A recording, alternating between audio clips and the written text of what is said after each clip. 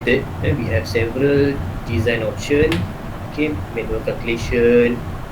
We use friction chart, calculator, and also software. Okay, so first manual calculation ni kita tak tengok detail lah, we only cover halfway, up until how to determine the friction loss. Okay, kita tak tengok detail manual calculation sampailah kita dapat diameter duct tu berapa. Okay, but actually we can do manual calculation.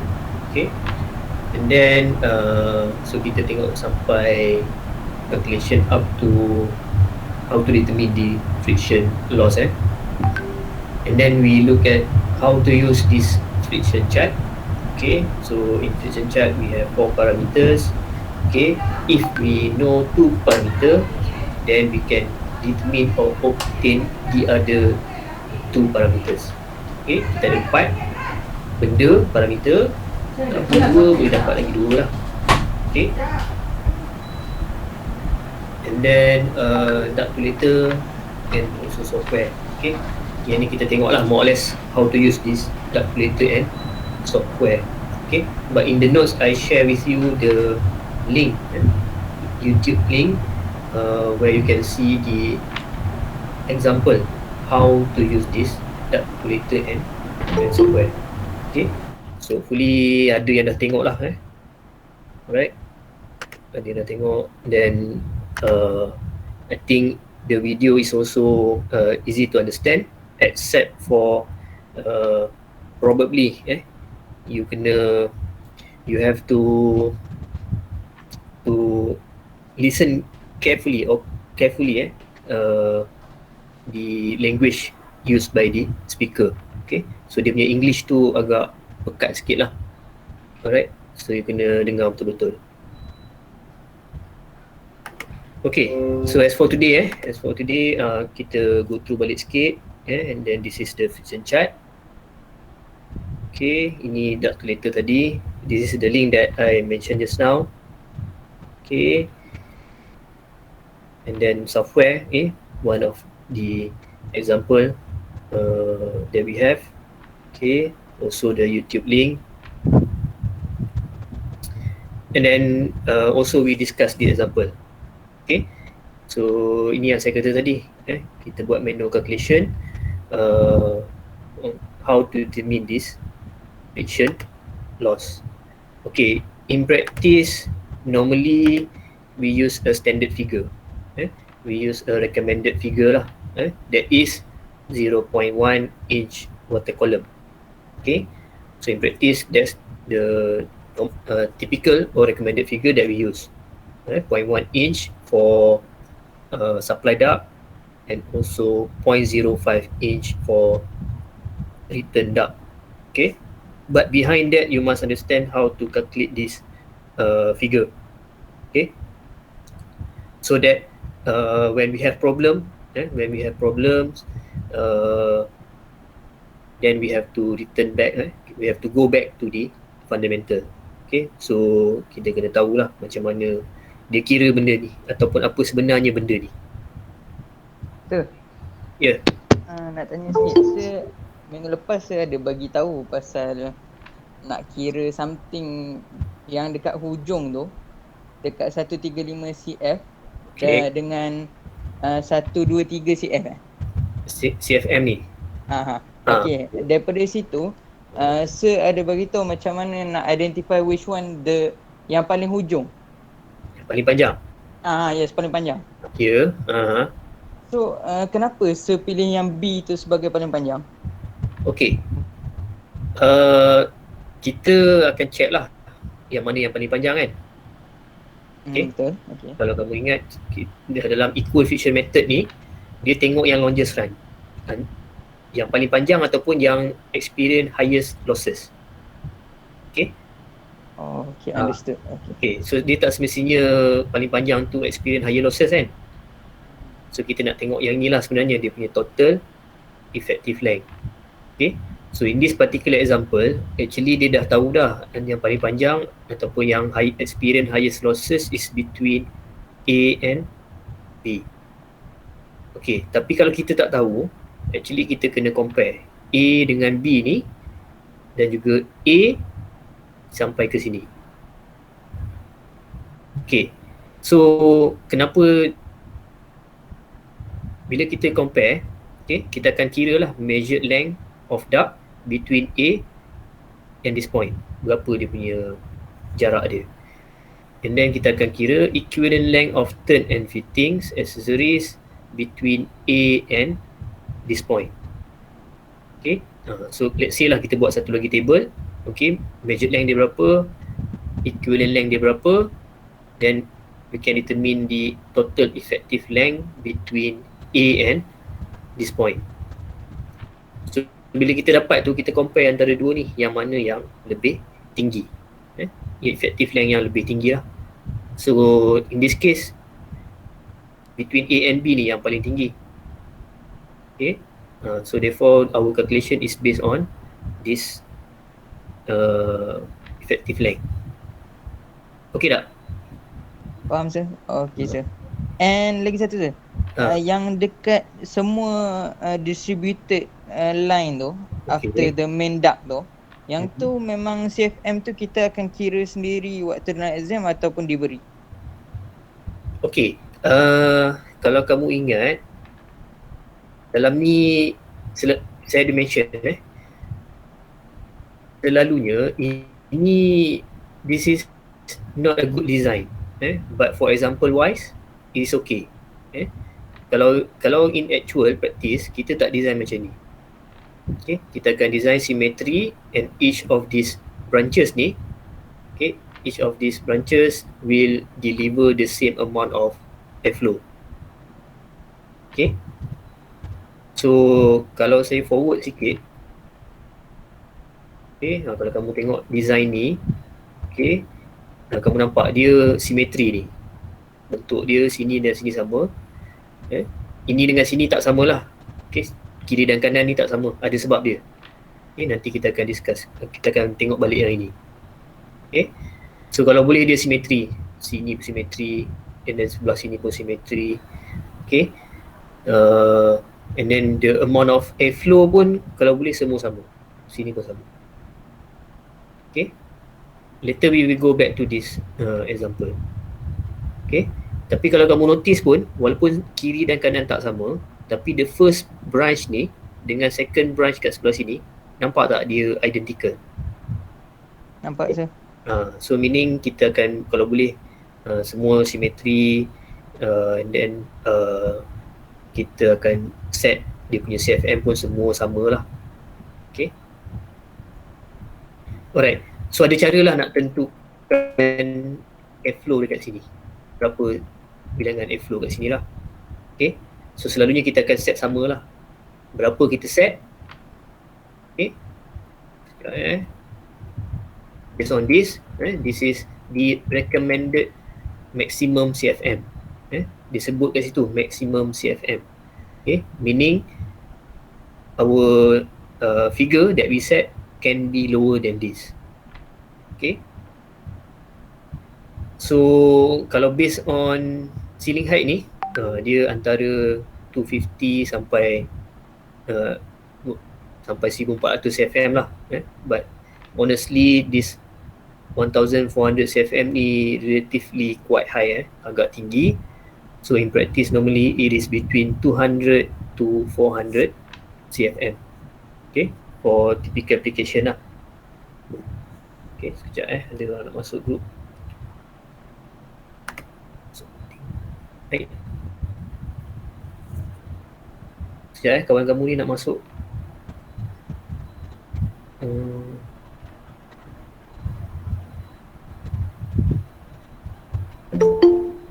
Okay. Alright. So dia between tu lah, 200 to 400 CFM, but sometimes ada juga yang dia punya airflow dia lebih tinggi lah daripada 400. Okay. On the bottom side tu pun actually the CFM is about 850 CFM per diffuser. Okay, Tapi tak apa, later we will go back to that example.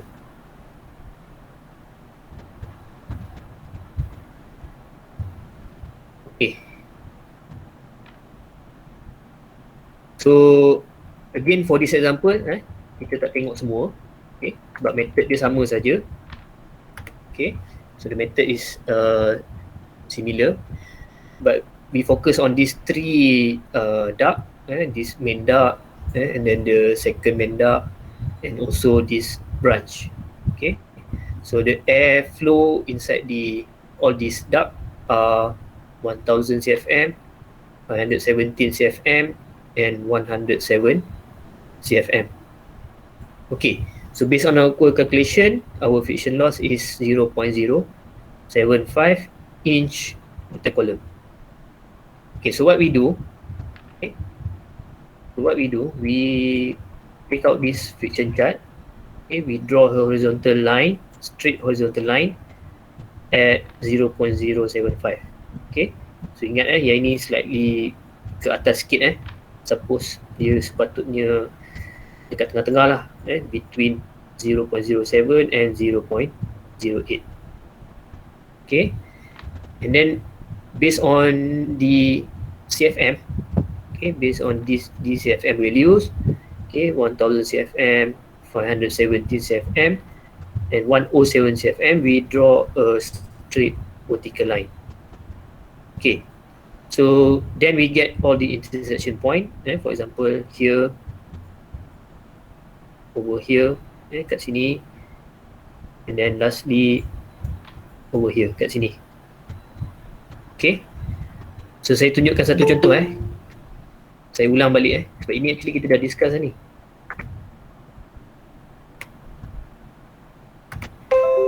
Okay, so let's say kita tengok satu yang ini 107 cfm. Okay, based on that point, based on that point kat sini, okay, kalau kita tengok dia punya duct diameter, okay, I think it is around 6.3 to 6.4 inches. Okay, dia di antara 6 dengan 7, tapi about 6.3, 6.4 lah. Okay, and then dia punya velocity 490, 495, okay, almost 500 feet per minute. Ini. Okay, so ini based on this point, bila kita dapat lah benda tu. Okay, but unfortunately, okay, this size 6.3, 6.4 inches ni is not available in the market. So then we have to make decision, either we choose one smaller or one higher. Okay, meaning satu size ke bawah iaitu 6 inci, ataupun satu size ke atas iaitu 7 inci. Okay, so bila let's say in this example kita pilih 6 inci, this point, okay, ingat kita pilih 6 inci, then we have a new point over here. Kita ada point yang baru dekat sini. Okay, so kalau kita baca kita punya diameter, of course 6 inci lah. Kalau kita baca kita punya velocity, then we get about 550. Okay, dekat sini. Okay, between 500 to 600 feet per minute. Okay, and then another one, kalau kita baca dia kita punya new friction loss, kita akan dapat dekat sini. Okay, around 0.09 for example. Okay, so that's why in this table ni kita dapat 6 inci, 550 dan 0.09. Okay, bukannya kita dapat tadi 6.3, 6.4 inci. Okay, velocity 490, 495, and also friction rate ataupun friction loss kita 0.075. Okay, so ingat kalau kita dah buat decision, kita akan ubah point tu, dan bila kita ada point baru, everything must be referred to the new point. Okay, semuanya kita akan refer pada point yang baru. Okay, So depends lah, kalau kita pilih untuk kecilkan 6 inci, okay, kita akan dapat figure lah. Kalau kita pilih untuk besarkan pakai 7 inci, okay, so velocity kita akan jadi 400 feet per minute. Okay, duct diameter 7 inci, and then kita punya friction loss, new friction loss 0.045. Okay, so hari tu saya mention judgement kita, kalau dekat dengan 6 kita akan pilih 6 lah, kecilkan lah. Kalau dekat yang besar kita akan besarkan. Okay, so that's true, benda tu betul. Tapi kalau kita was-was, kita boleh check 6 inches, 7 inches, boleh check dia punya velocity. Okay, kalau 400 ni dah macam agak rendah, so kita akan pilih 6 inches. Okay, so kita kena ingat, bila kita kecilkan, velocity kita akan meningkat. Kalau kita besarkan, velocity akan reduce. Okay, so that one fluid mechanics, continuity equation, Q equal to AV. Okay, so the same goes to the other point lah, ataupun dark section ni. Kalau kita nak cari macam tu juga. Okay, so kalau kita dapat intersection point kat sini between 14 to 16, then we have to decide whether to use 14 or 16. Okay, so in this case kalau kita guna 14, nampak velocity kita dah 900, almost 900 tu. Okay, in certain dark system dia dah tak bagi dah. Okay, kalau dia tak bagi, dia kata maximum velocity in the dark XXX feet per minute, then mungkin kita kena pakai 16 inches. Okay, kalau 16 inches pun kat sini dah almost berapa ni, 700 feet per minute. Okay, so overall hopefully you can follow this. Dia tak ada betul, tak ada salah. Okay, but jangan terlampau obvious lah. Okay, jangan terkurang sangat size, terlebih sangat size, dia kan penting. Kalau in between tu, kalau 6.2, then janganlah pilih 7. Okay, most probably pilihlah yang paling dekat, iaitu 6 lah. Okay,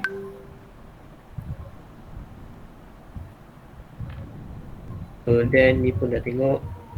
Okay, ada soalan berkenaan dengan tu?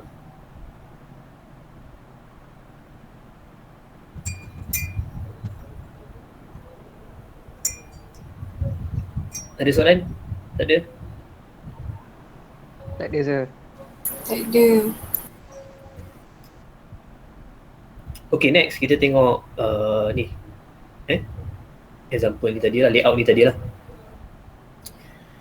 Okay, first thing, kenapa dia tak simetri ni? Sebab this issue room is located slightly not in the center. Okay, so issue ni bukan di tengah-tengah. So therefore this main duct is not at the middle of the space. Kalau dia dekat tengah-tengah ni, mungkin kita punya main duct pun akan duduk dekat tengah-tengah. So kita akan boleh split dua lah. So on both side can be designed symmetrically. Okay, so since it is not centered, slightly to the right of this space, so main duct kita pun ke sana sikit. Okay, so therefore dia punya design pun lain. Okay, so design dia lain macam ni. Okay, tapi still symmetry, sini pun sini dengan symmetry. Okay, and all this duct deliver, supply grill deliver the same amount of airflow. Okay, so over here dia punya airflow ni, kalau kamu nampak lah, dia terlampau kecil, but the airflow is about 400 CFM. Okay, over here on this side, okay, dia punya airflow slightly higher, 650 ataupun 850. If I'm not mistaken, it is 850 CFM. Okay, so kenapa dia tinggi? Adalah reason dia, yang mungkin kita tak nampak daripada floor plan ni. Okay, one of the reason probably at this location we have higher load, ramai orang duduk ke apa ke, so therefore dia punya flow rate untuk kawasan ni mesti tinggi sikit, okay, daripada kawasan yang kurang orang duduk, for example. Okay, so again, walaupun dia punya flow rate slightly higher, tapi dia punya layout pun a bit symmetry, and then dia punya CFM pun for all these 8 supply diffuser ni semuanya constant, sama. Okay, so itu satu point. Point kedua, kalau kamu notice, over here we have maximum airflow, ataupun flow rate yang paling tinggi lah. Okay, so we have the biggest duct over here. Bila dia discharge sikit, and then we reduce the size, okay, and then discharge lagi, we reduce the size, and then over here is split into 2, then kita reduce the size lagi lah. Okay, so that's why maybe you might notice ducting, piping, daripada source tu pipe dia besar, so makin lama makin kecil lah. Okay, itu yang kedua. Yang pertama simetri dan juga consistent airflow. Number 2, duct size ni makin lama makin kecil lah. Okay, then we as engineer we have to decide sama ada dah discharge ni nak reduce ke tak. Okay, dah discharge lagi perlu reduce ke tak, ataupun tak perlu reduce. Okay,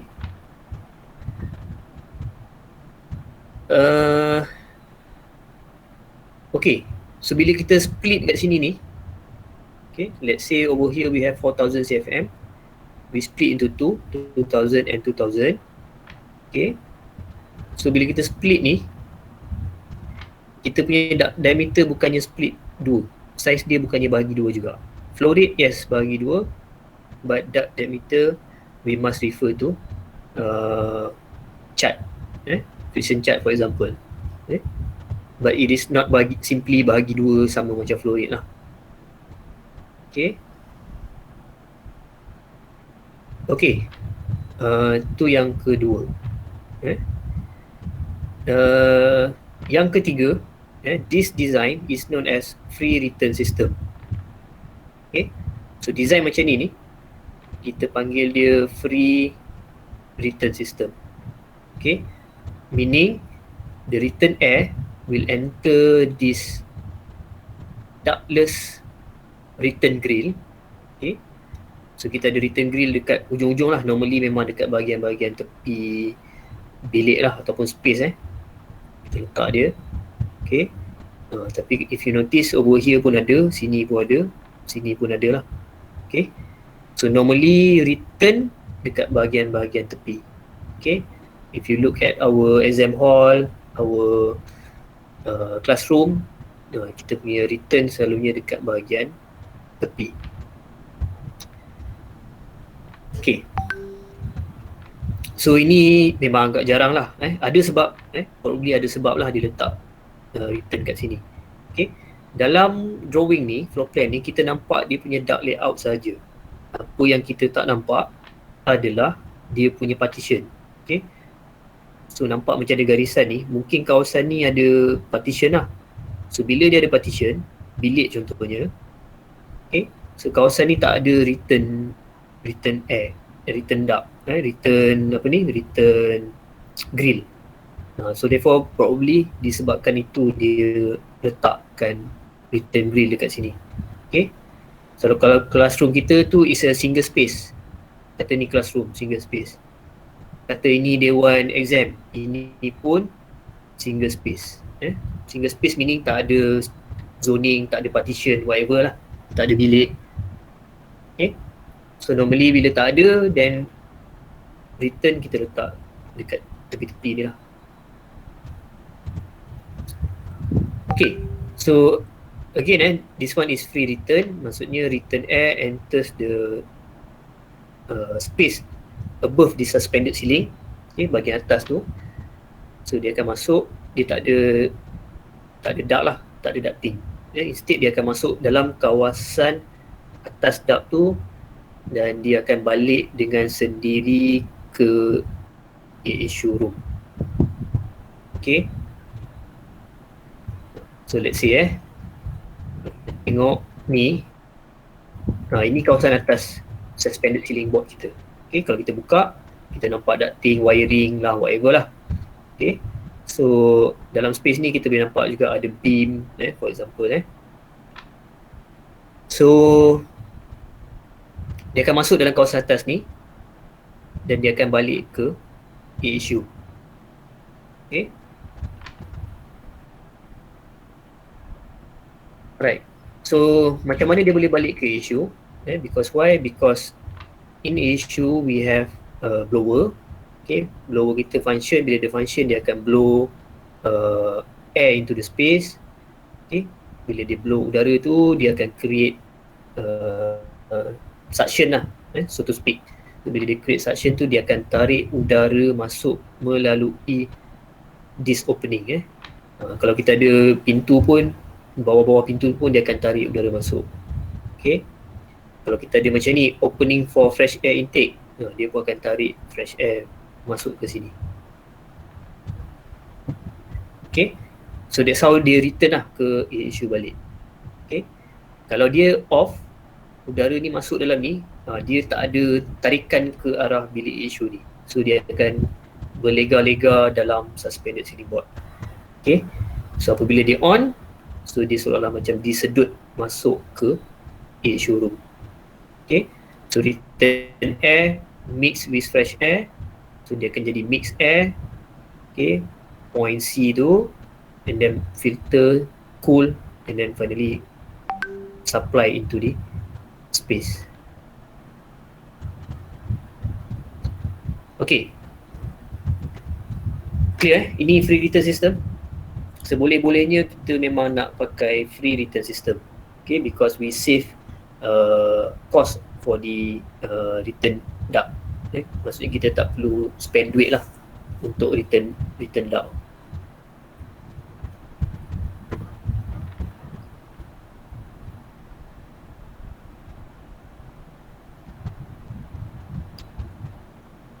Okay, next. Ni return duct. Okay, sistem yang ada return duct. Okay, tadi free return, no return duct. Kita hanya ada supply saja, iaitu yang hijau. Okay, siapa tanya soalan ni? Sir. Ya, Ya. Saya tengok slide. Macam mana? Slide nampak. Okay. Yang ni kan? Yang warna kuning tu apa? Yang warna kuning tu bukan return duct? Yang kuning ni return, dia grill saja. Dia punya bukaan dia je. Return grill dia, diffuser dia. Okay, dia beza apa dengan return duct? Sekejap. Dia lari.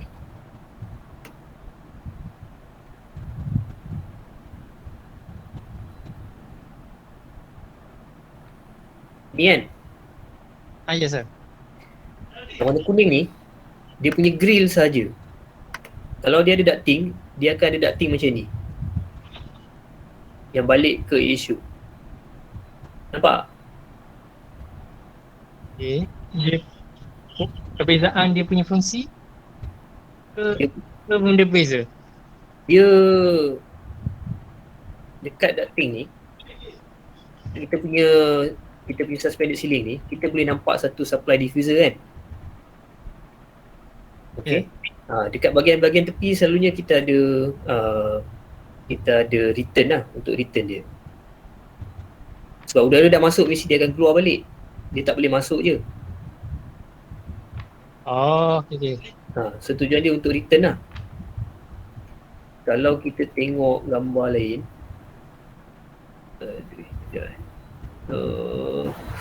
jauh sikit nak mata balik ni. Okay, ni.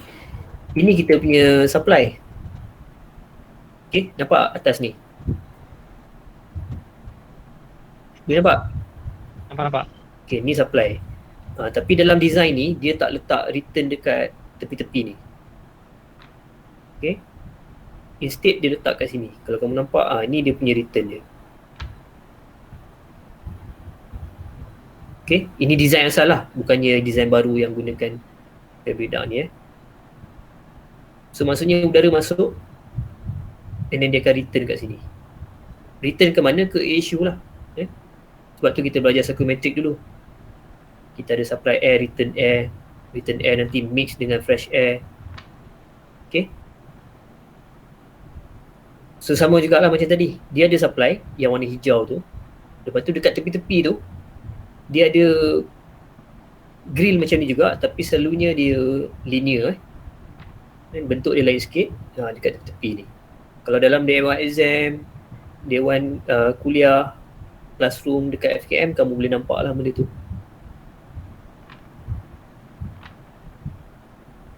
Okay.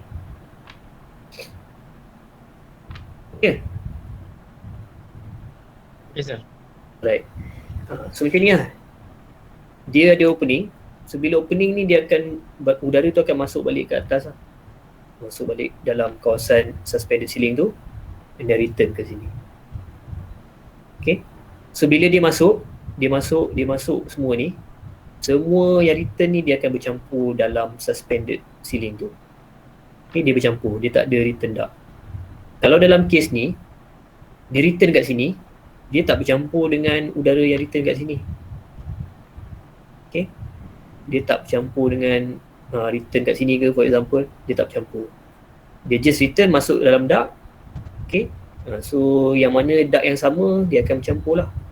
So ducting daripada saiz paling kecil akan jadi besar, jadi besar, jadi besar, besar.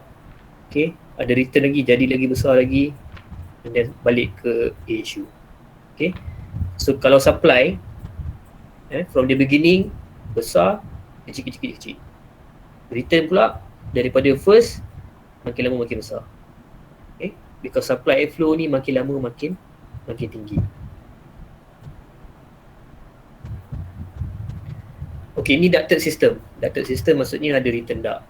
Okay. So return duct ni kadang-kadang bila location tu besar sangat, dia punya layout pun besar, distribution pun kawasan yang besar, then probably it require a return duct, okay, to assist the return air back to the issue. Okay, untuk bantu dia, guide dia balik ke issue balik.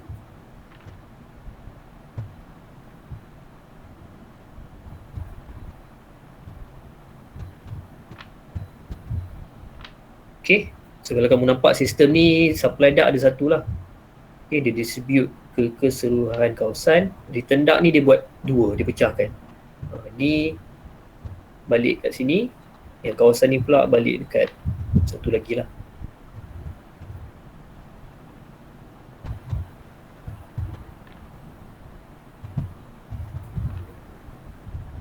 Kamu boleh nampak dalam ni, dalam laptop ke kamu punya komputer ke, color hijau dan kuning tu. Okay. Okay, next we have exercise. Very simple exercise. Okay, the first two question tu, if you read the question, okay, first one, what is the duct diameter and velocity for a flow rate of 2000 cfm and friction loss of 0.08 inch water column. Okay, so meaning we have two parameters. Using friction chart, we determine the other two parameters. Okay, so bila kita plot, kita terus dapatkan dia punya bacaan dia berapa lah. Okay, so dia tanya duct diameter dan velocity, so kita terus baca berapa duct diameter and also the corresponding velocity. Okay, number 2, what is the velocity and pressure loss per 100 feet duct length in a 12-inch diameter duct delivering 1000 cfm of air? Okay, pun sama juga. Okay, two parameters are known to us, then we can determine the other two parameters. Just terbalik je. Tadi dia bagi cfm dengan friction loss. Sekarang dia bagi CFM dengan duct diameter.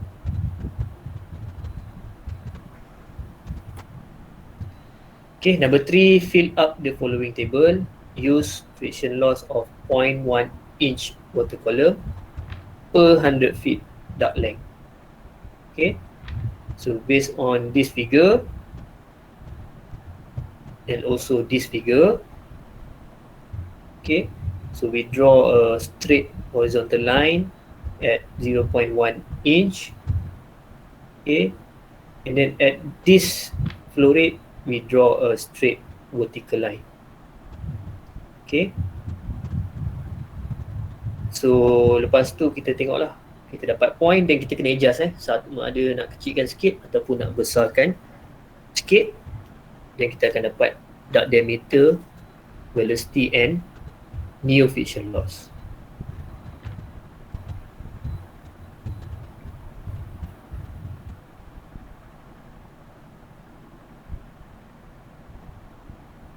Okay. So for example ini kita punya 0.1 inch water column.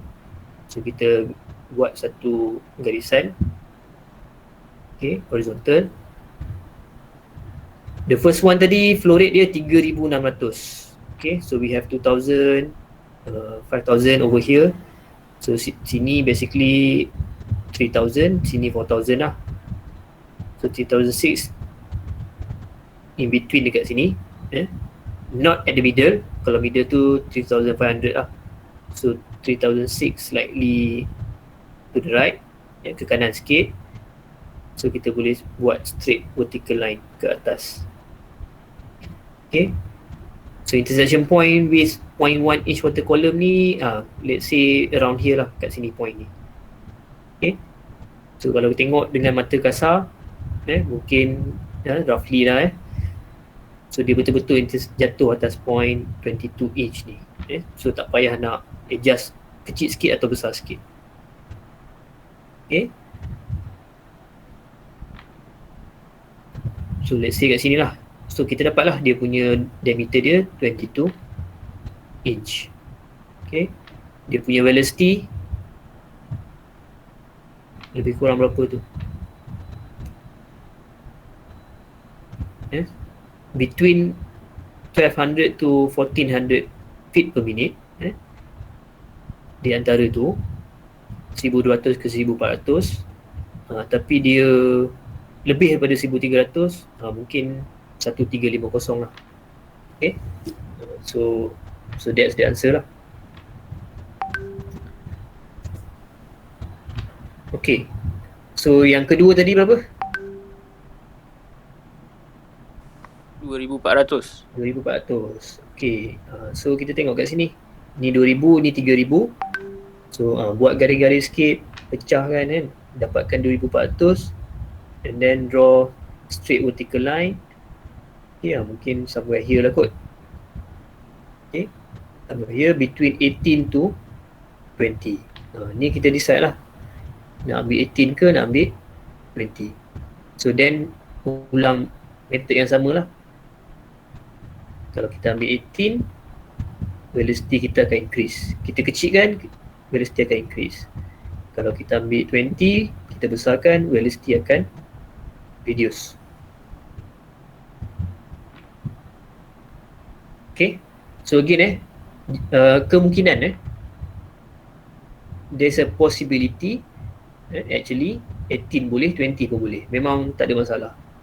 Okay, so based on our judgement, tapi kalau dah betul nampak macam 18.2, 18.4 tu dah near to 18, then most probably the suitable side is 18 lah. Jangan ambil 20 pula Okay, so the rest pun samalah macam tu. Sampailah yang paling kecil. Kalau tak salah saya yang paling kecil 300 cm, which is somewhere here, kat sini. So buat straight vertical line. So ini point kita antara 8 dengan 9 inci. So dia dekat dengan 9, so kita pilih 9 lah. Biasanya macam tu lah.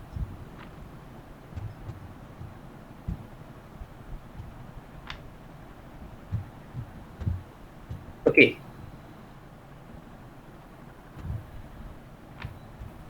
Ini 3 exercise lah yang kamu boleh try buat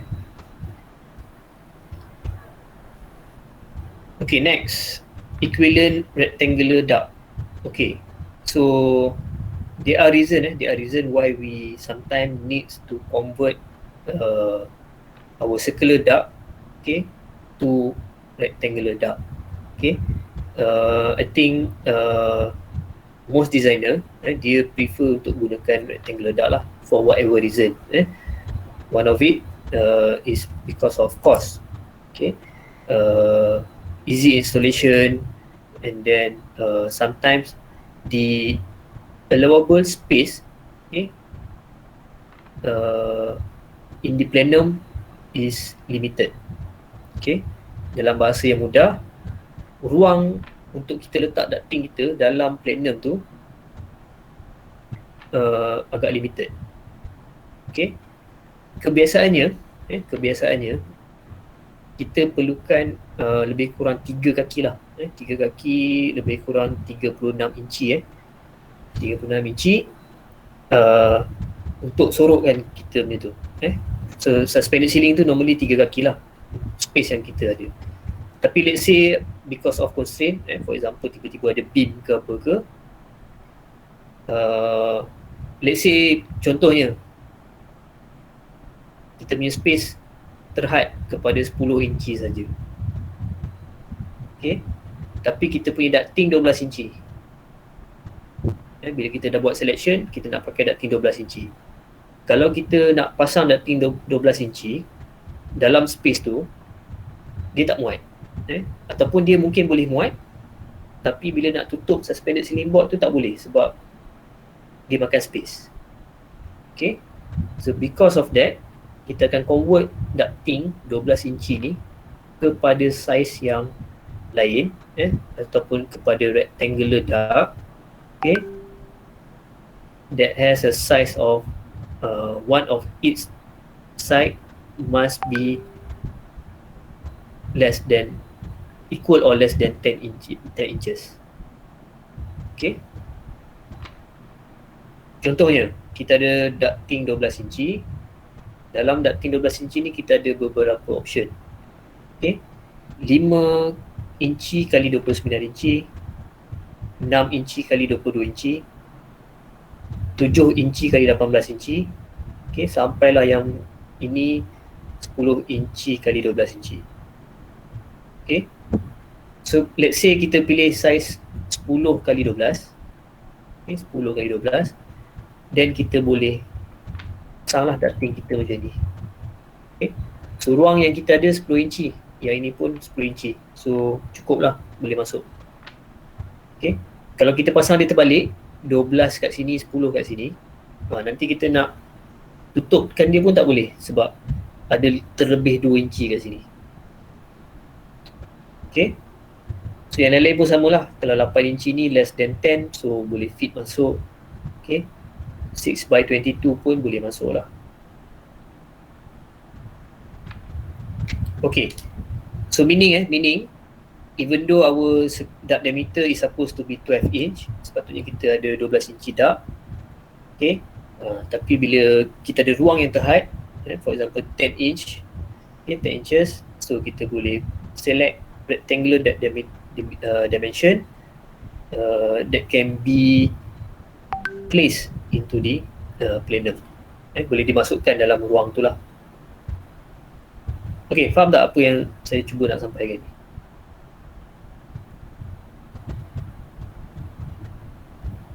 Faham? Okay. Alright, so kalau duct kita punya ruang terhad tapi duct kita besar, macam tadi lah, dapat 22 inci, nak masukkan tak boleh, so kita kena convert kepada rectangular duct lah. Okay, that's why kadang-kadang kita nampak dia memanjang macam tu kan, macam ni lah. Okay, tinggi dia 6 inci je, tapi dia memanjang macam tu. Okay, kadang-kadang faktor yang kita tak boleh nak elak, terpaksa buat macam tu walaupun dia kurang baik lah.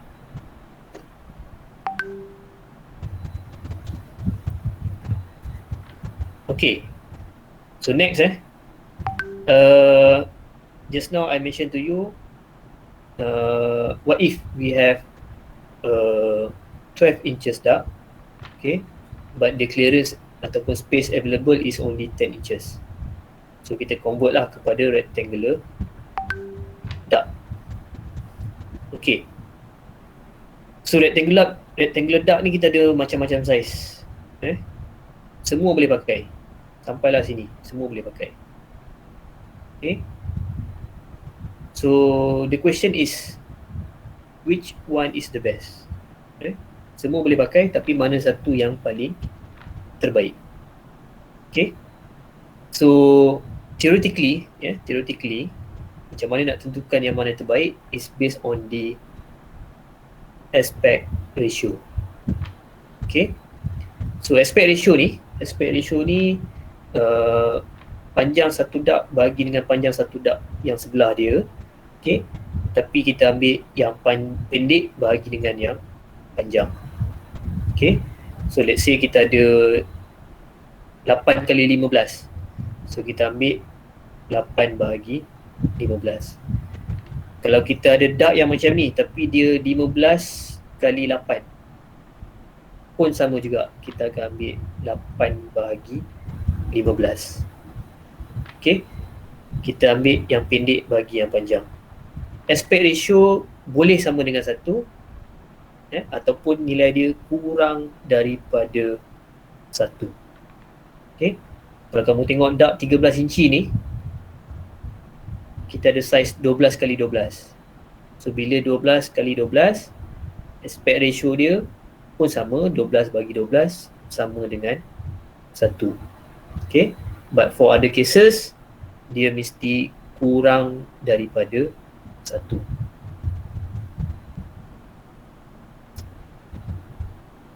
Okay, so based on these three value, three dimensions lah, based on these three dimensions, contohnya kita compare between 6 by 22, 8 by 15 and also 10 by 12. Okay, so let's say lah 3 ni. Okay, so the aspect ratio is 0.27, aspect ratio is 0.53, aspect ratio is 0.83. Okay, so kita, the most preferable aspect ratio is as close as to 1, yang paling hampir dengan 1. Of course yang 1 paling better lah, tapi ataupun yang paling hampir dengan 1. Okay, the reason why when we have the aspect ratio closer to 1, okay, our perimeter ni is also minimum. Okay, so when we have minimum perimeter, meaning we have our duct construction require less material compared to the other dimensions. Okay, so perimeter dia 44 inci, kalau panjang dia katalah 10 kaki, so kita akan dapat lah berapa dia punya total area dia. Okay, ini 46 inci kali dengan samalah 10 kaki juga, 56 inci kali dengan 10 kaki. Okay, so lagi besar perimeter, lagi besar area ducting kita, lagi mahal. Okay, so our system ataupun our cost for ducting system is bigger. Okay, nilai dia ataupun cost dia akan jadi lebih besar lah. Okay, so that's the importance of aspect ratio lah. Okay, so we choose our aspect ratio closer to 1 or equal to 1.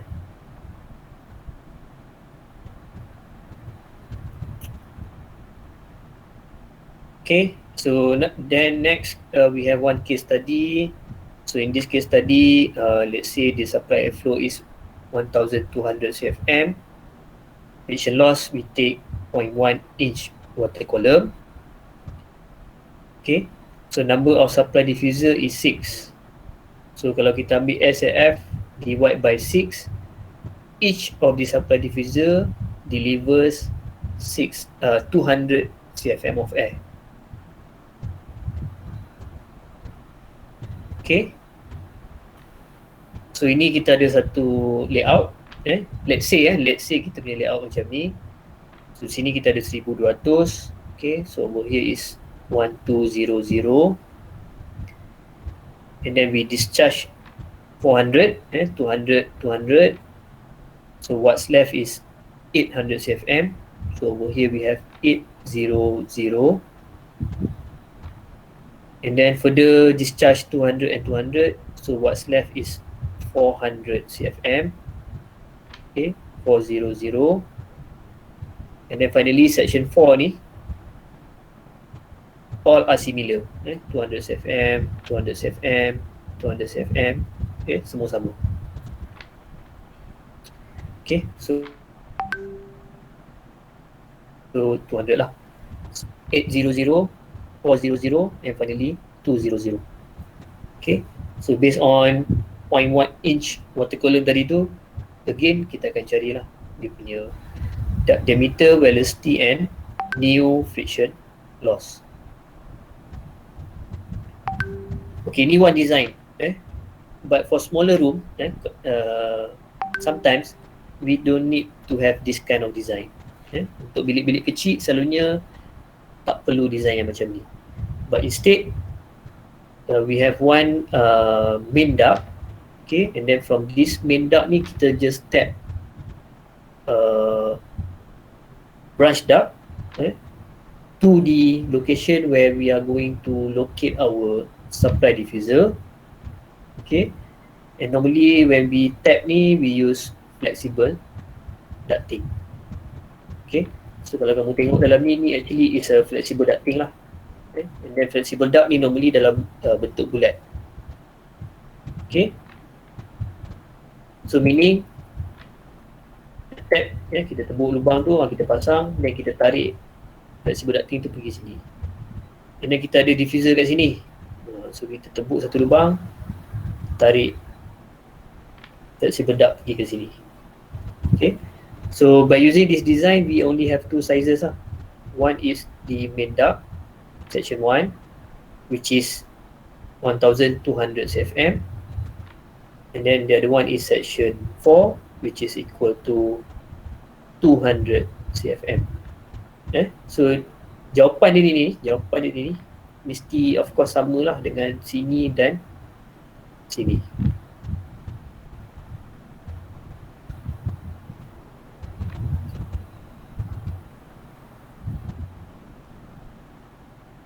Okay, so with that I think kita dah complete lah chapter untuk fan and ducting design.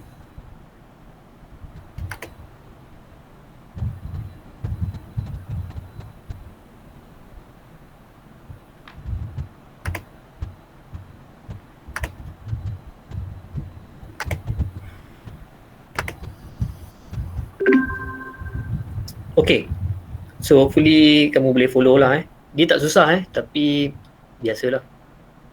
Okay, benda ni kena try buat dan kamu akan mahir lah kot. Ada siapa-siapa yang pernah buat ducting design?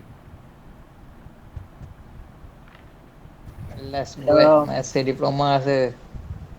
Wah, yang belajar KJM MEC 351 refrigeration air conditioning adalah buat. Lain masa LI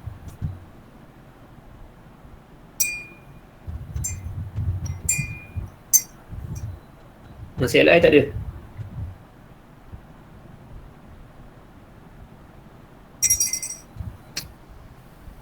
Tak ada sir.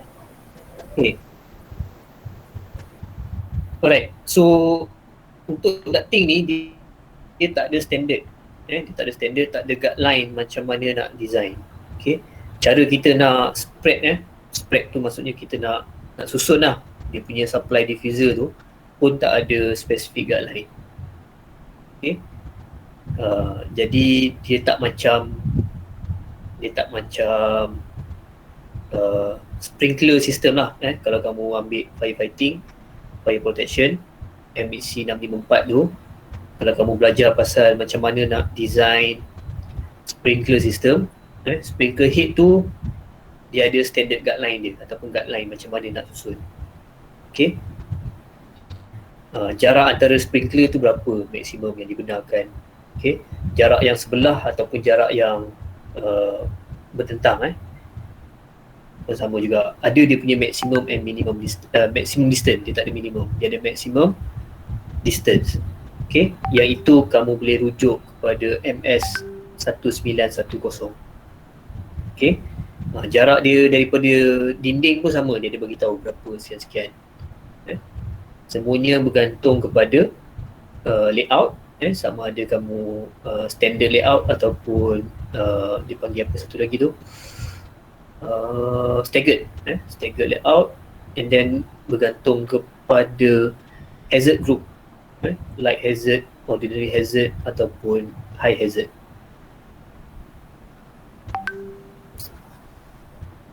Okay, so untuk ducting tak ada. Bila tak ada means kita boleh design dengan ikut kreativiti masing-masing lah. Okay, as long as udara tu sampai.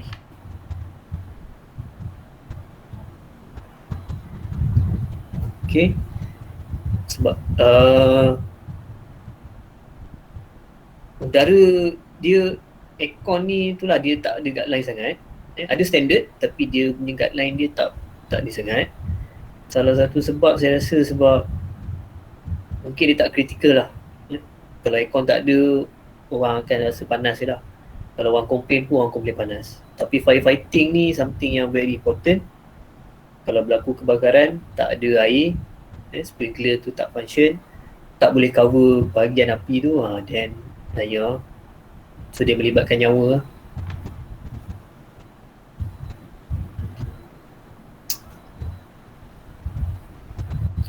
Okay. So malam ni terlebih-lebih orang tak tahu daripada mana datang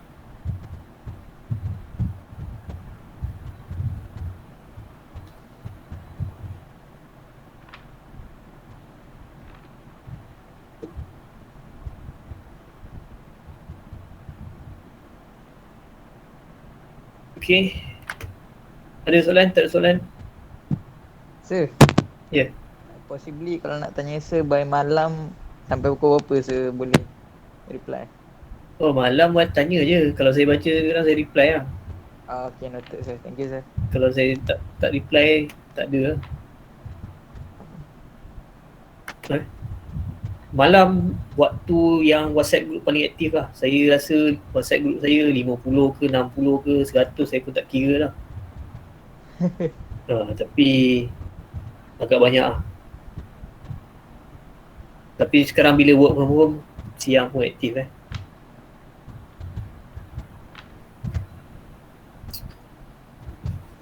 Okay.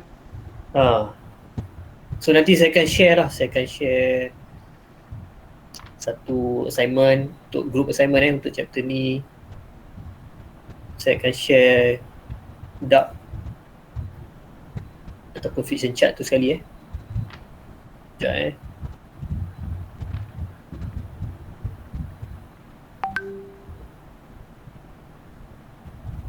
Sir, boleh tanya sir? Boleh. Aspect ratio tadi kan, tak boleh lebih daripada satu kan. Kalau dia sengit, maksud saya dia menegak. Menegak macam mana? Kan doktor tunjuk tadi yang tu mendatar kan. Tapi sekali ni yang saya cakap ni dia macam menegak. Macam ni lah. Yang biru. Yang ni sebenarnya 22 tegak, 6 melintang macam ni. Sama juga, aspect ratio dia akan jadi 6 bahagi 22. Okay. Kita ambil yang panjang bagi yang pendek. Ya. Okay.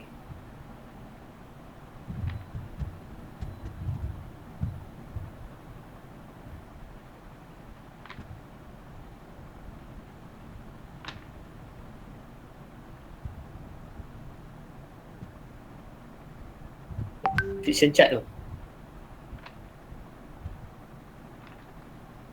Okay. Boleh nampak Boleh sir. Okay, lepas tu ada satu McQuay Dark Sizer. Yang ini satu software lah. Mungkin kamu boleh cuba install. Dia bukan yang kena install teruk sangat pun. Dia just macam simple software je. Okay, rupa dia macam ni. Sekejap rupa dia macam ni. Ni menggunakan ni lah, McQuay Dark Sizer ni lah.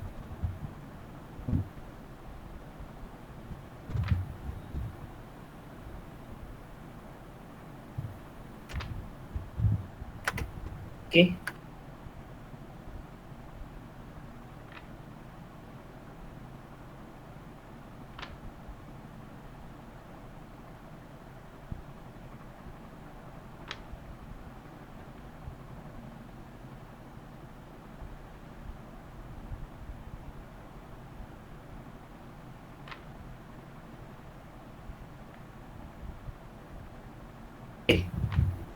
So Dark Sizer dapat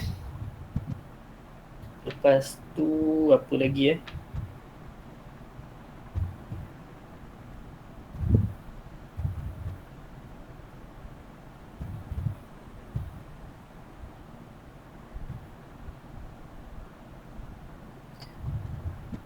Okay, saya bagi juga assignment ducting.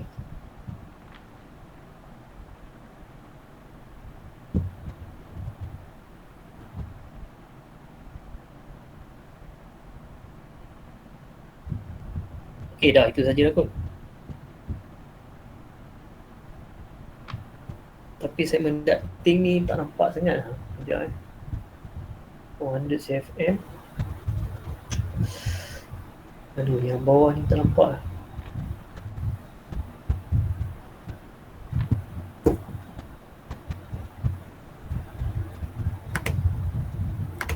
Sekejap saya tengok je.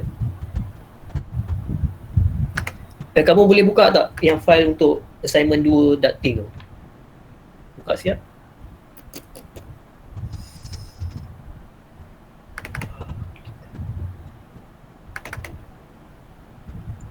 Boleh sir. Buka jap. Kejap Saya cuba nak confirm dia punya flow rate tu.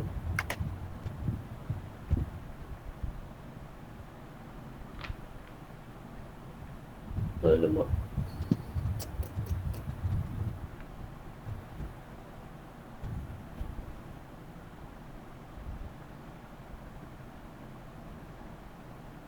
Assignment ducting.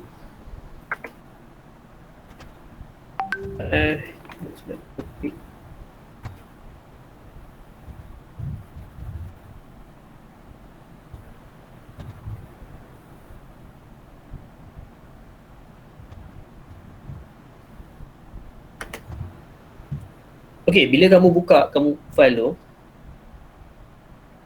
dekat ducting yang hijau, yang 4 segi tu, kamu nampak tak nilai dia 400?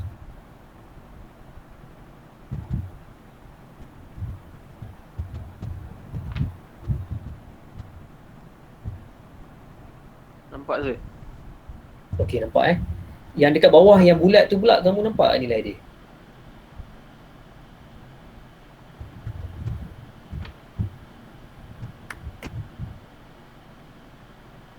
Saya kurang jelas sir. Kurang jelas Okey, tak apa. So tak apa, tak ada masalah. Sepatutnya file ni nampak ni.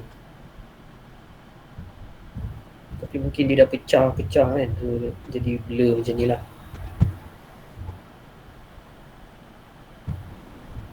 Okey, tak apa. Figure tu nanti saya akan confirmkan lagi sekali Figure tu berapa 400 ke berapa ratus ke, nanti saya akan confirmkan lagi sekali lah. Okay, so basically ini gambar dia. Okay, sekejap saya kena share.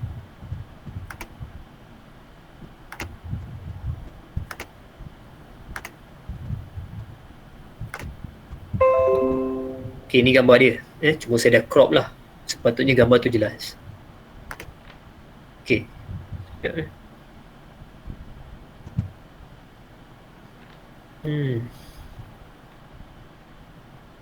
Okay. So apa yang kamu akan buat nanti, kamu nak kena design ducting yang inilah. Okay, ducting yang ini. Okay, dalam file yang saya share tu, saya ada bagi table kat bawah. Okay, saya bagi section number 1, 2, 3, 4 dot lah. Maksudnya section 1 kat sini, okay, 2 kat sini ke, 3 kat sini ke, tak kisah. Kamu yang kena labelkan lah, section 1 kat mana, 2 kat mana, etc. Okay, so kamu labelkan. Alright, so kamu akan dapatkan dia punya flow rate. Flow rate tu, section 1 ni, macam mana kamu nak dapatkan flow rate dia, kamu kumpulkan semua CFM ni.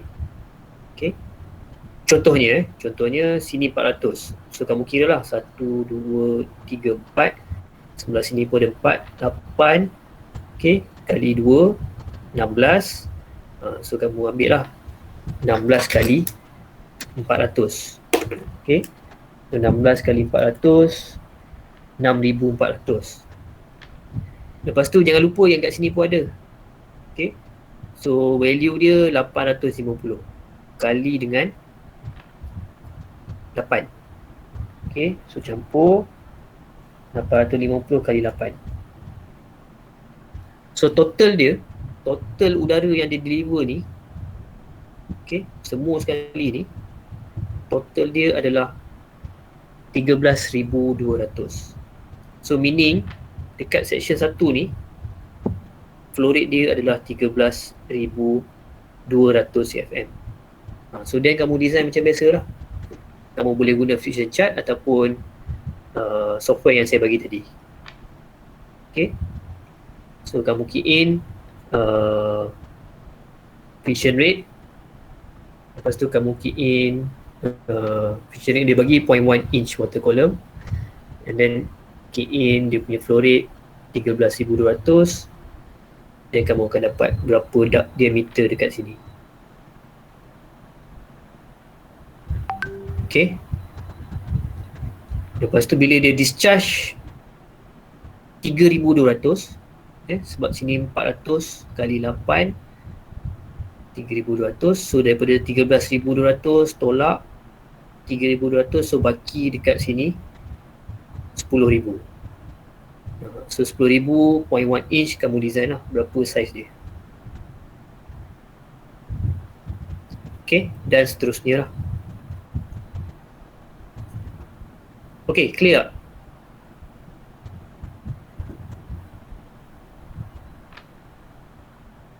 Clear je. Okay, so macam itulah kamu nak tentukan berapa CFM apa semua. Okay, ini example yang dah ada. Dah ada maksudnya kita dah ada layout, kita just nak reverse balik lah, nak tentukan size. Kita sum up all this flow rate kat sini. Kalau example kedua, assignment 2 ni, soalan kedua, dia bagi tahu total airflow for the space is 6,000 CFM. Okay, design the round duct using a friction rate of 0.1 inch water gauge. So dia bagi layout bilik saja, 20 kaki kali 120 kaki. So kamu kena ni lah, sketch lah kamu punya layout ducting tu macam mana. Tentukan sendiri setiap ducting tu berapa, setiap diffuser tu berapa CFM. Okay, that kind of thing lah.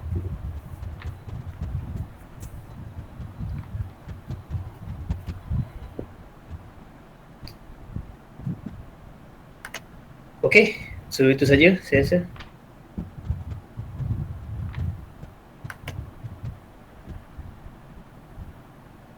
Sir, Ya. ini soalan individual kan assignment ni? Oh, assignment kita sentiasa grouping. Grouping. Submit bila? Submit nanti saya akan bagi tahu. Okay. Okay, saya bagi masa lah, ada masa lah untuk kamu buat.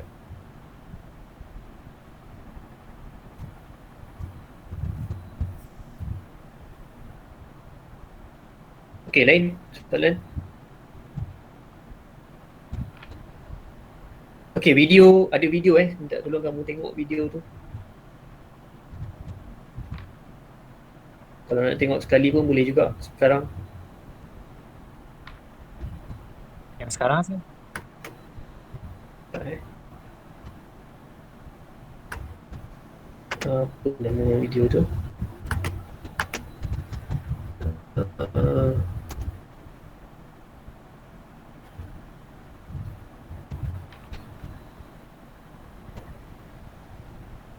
Ni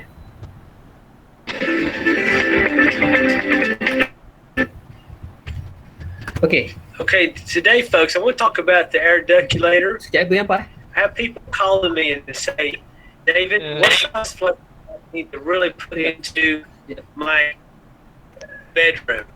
Okay, the first thing I'm going to ask them is, how many square feet is your bedroom? They'll say, talk about. Okay, boleh nampak?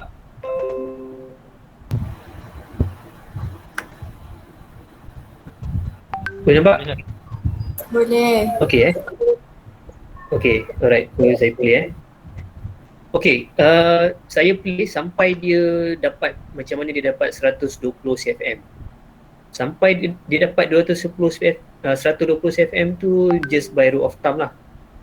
Which is, kita lain. Kita kira kita punya supply airflow ataupun kita refer kepada kita punya issue punya spec dari situ kita dapat berapa CFM. Dan contoh ni pun dia guna bedroom normally tak sesuai lah untuk pakai ducted system. Okay, tapi kita nak tengok sebenarnya cara dia saja macam mana dia gunakan ductulator. Okay, so kamu tengok sampai dia dapat 120 CFM menggunakan rule of thumb. About the air duculator, I have people calling me and say, David, what size flex do I need to really put into my bedroom? Okay, and the first thing I'm going to ask them is, how many square feet is your bedroom? They'll say 10 by 12. That's 120 square feet. Just as a general rule of thumb, I'm going to use 1 CFM per square foot. And this is for an example purposes only. So let's just say he's got 120 square feet. So he's going to need 120 CFMs. So what I'm going to do here, I'm just going to go down, and you always design the ductwork at a point with static pressure on the supply, okay? At 120 square feet, 1 CFM per square foot, that's right there, 0.1, 120. You look at this right here, you see the 6-inch here, you automatically go up. They don't make a 6 1/4, you go to the 7-inch. So that. Okay, so kalau kamu dengar dia sendiri pun cakap example ni tak sesuai lah sebab bilik kan. Okay, tapi dia pair kan 0.1 ni kat sini ni. Okay, 0.1 inch water column ni dengan 120 CFM. Okay, so bila dia pusingkan dia punya ductulator ni tadi, ductulator ni dia pusing-pusingkan, dia bawa benda ni supaya dia selari dengan 120. Tengok balik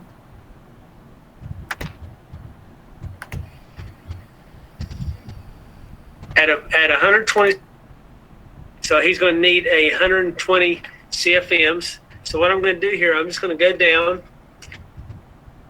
Dia pusing tu. You always design the ductwork at a point with static pressure on the supply, okay? Okay, so dia pusingkan 0.1 tu dia bawa pergi ke yang scale kat sini lah 120 CFM. Okay, so lepas tu tadi dia baca diameter kat sini lah.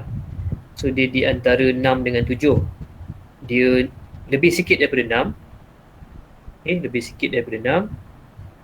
Alright, tapi dia ambil 7. Dia kata 6 and 6 quarter ni not available Aku dengar balik apa perkataan dia pakai. You automatically go up. They don't make a 6 1/4, you go to the 7-inch. So that particular. They don't make lah, maksudnya dia orang tak buat lah size 6 6 1/4 tu. Bedroom would require 6-inch here. You automatically go up. They don't make a 6 1/4, you go to the 7-inch. So that. Okay, so cara dia pakai 7 inci lah, dia tak pakai 6. Okay. Kalau saya akan pakai 6 lah. Okay. Particular bedroom would require a 7-inch flex. Now let's talk about what we got here. So bila dia dah set ni 0.1 dengan 120, so dekat sini pun actually kamu boleh baca lah 120 CFM ni dekat point ni berapa dia punya velocity. Okay. So kalau saya tengok ni dia lebih kurang 580 kot feet per minute.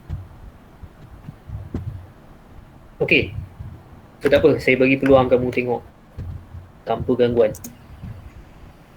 Okay, sekali lagi. Okay, today folks, I want to talk about the air duculator.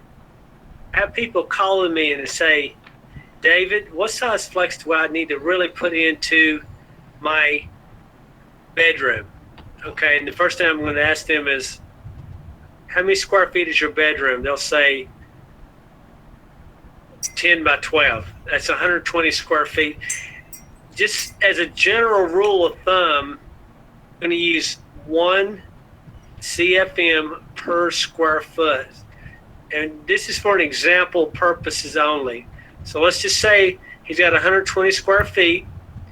So he's going to need 120 CFMs. So what I'm going to do here, I'm just going to go down. And you always design the ductwork at a 0.1 static pressure on the supply, okay?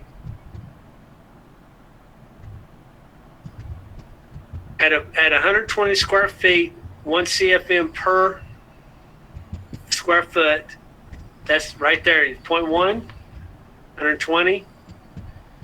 You look at this right here, you see the 6-inch here. You automatically go up. They don't make a 6 1/4, you go to the 7-inch. So that particular bedroom would require a 7-inch flex. Now let's talk about what we got here. We have duct diameter. You have supply. This is the friction loss chart per 100 feet of ductwork. And you always do your supplies at a 0.1 static pressure and return it at 0.05. Down here, I just want to talk to you about the rectangular duct dimensions. And the best way for me to explain that, a rectangular duct, it would be like this right here. This is rectangular duct. So I'm just going to show this for example. This duct is 20. We're just going to round it up to 20 inches by 32 inches. Now, the thing you want to do, because this is 1.5-inch duct board, we have to reduce 3 inches because the inside dimensions of this ductwork is not 20 by 32. So we want to go down here on our chart. We're going to subtract, let me just show you here, it was 20 minus 1.5 inches, 3 inches. And you're going to go 32 minus 3 inches.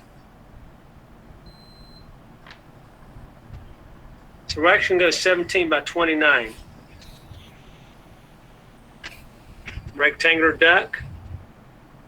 I'm going to go to the 29. So 29 is going to be about right here. And I'm going to find the 17.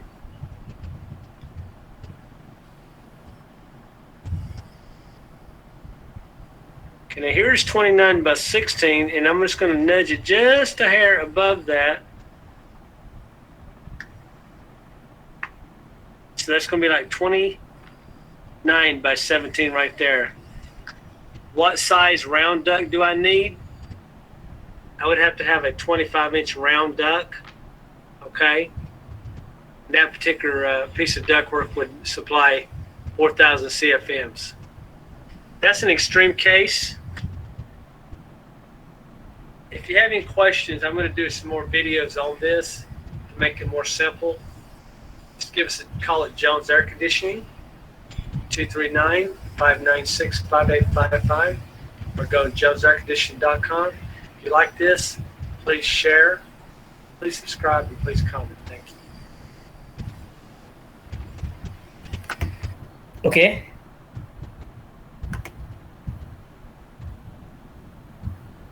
Tadi dia sebut 7-inch flex Flex tu means flexible lah. Flexible duct. Okay, boleh faham apa dia cakap?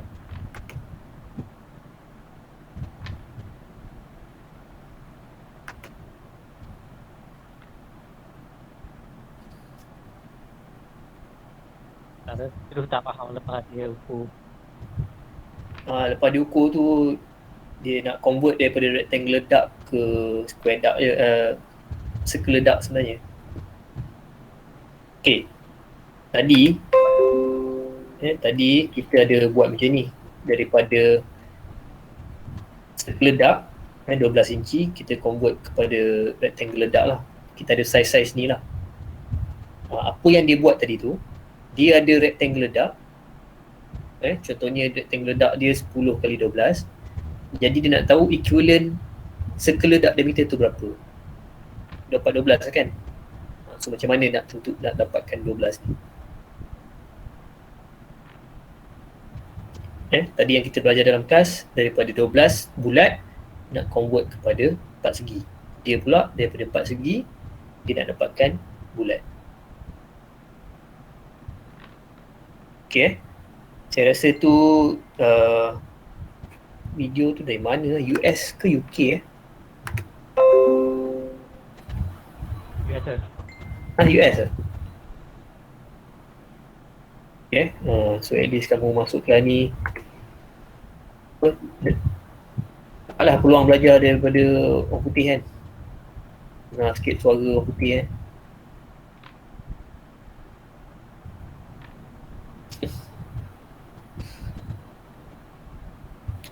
Okay. So okay sebenarnya, boleh kalau kamu dengar betul-betul, follow, boleh faham sebenarnya. Saya pun pernah masuk lecture lah, lecture yang apa ni, lecturer orang putih kan. Dia bukannya cakap English, dia cakap English slang dia lah kan. Memang struggle jugalah nak faham. Okay, alright. So itu saja.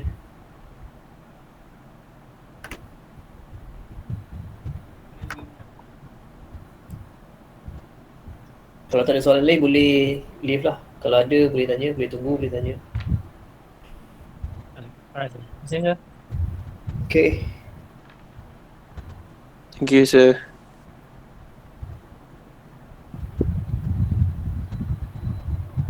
Terima kasih, sir. Okay.